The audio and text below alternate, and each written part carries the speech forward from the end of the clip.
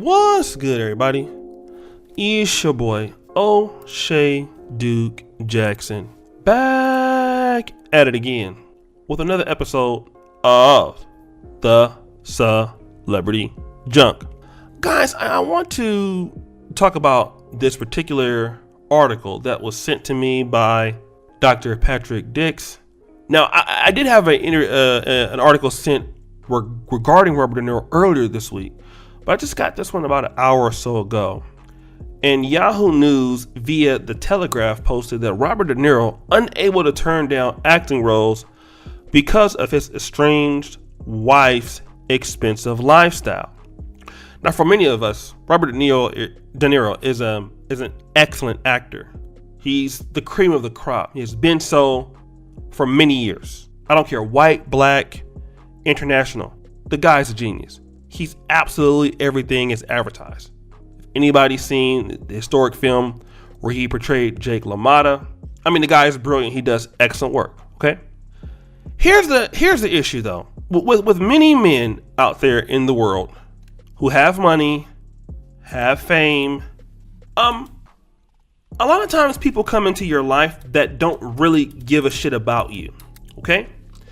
And what happens is when you get with people who don't have what you have, then you don't know why they're trying to be with you, why they're trying to talk to you.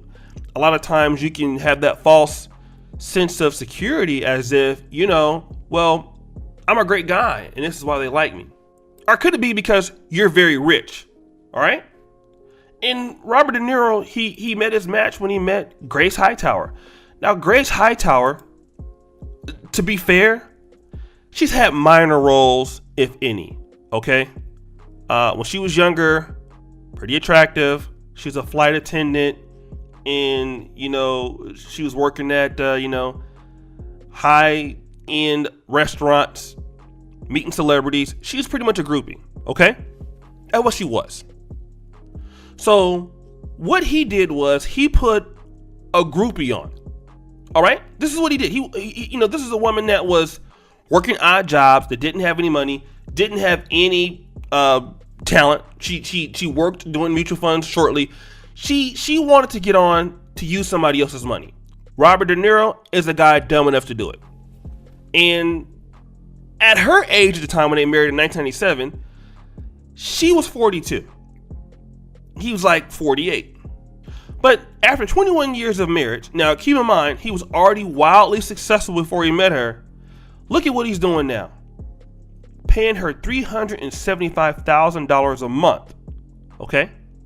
Now, frankly, that was cut down to $100,000. But, she was spending vast amounts of money, buying a diamond ring worth $1.2 million. Spending a lot of his money. She has a big thirst for Stella McCartney, which is Paul McCartney's daughter. She's a big time designer. Listen, man, she didn't love this guy. Okay, she basically was with him because of what he could do for her. It's obvious now.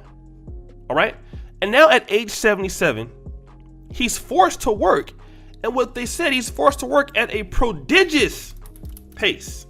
All right, prodigious pace. Like, it's great, colossal. At 77, like, I just turned 40 today. Stop the show. Happy birthday to me, okay? Now, here's what I want to say. It's hard for me some days at 40, 37 years younger, to continue a daily prodigious pace. God forbid I am 77, where I should be not doing anything. I've worked most of my life. And then I have to give my money to a woman who's never achieved anything, who hasn't done anything. I have to give my money to her for nothing. Now, to be fair to him, he did have a prenuptial agreement in place, which I believe was, I don't know if the prenuptial agreement was, the details were finalized of that prenuptial in 2004 or something like that. But see, here's the situation. Okay? Until those terms are actually defined, okay? then he has to pay her. He has to keep, supporting the lifestyle that she had with him. And he hasn't been with her for 3 years, bro. Like, look at the money he's spending for a woman he's not even having sex with. He's not even with anymore. The guy has been in over 140 films. And this is what's happening. And I think that what men have to really look at, and he's saying that he's broke now, he's like really poor.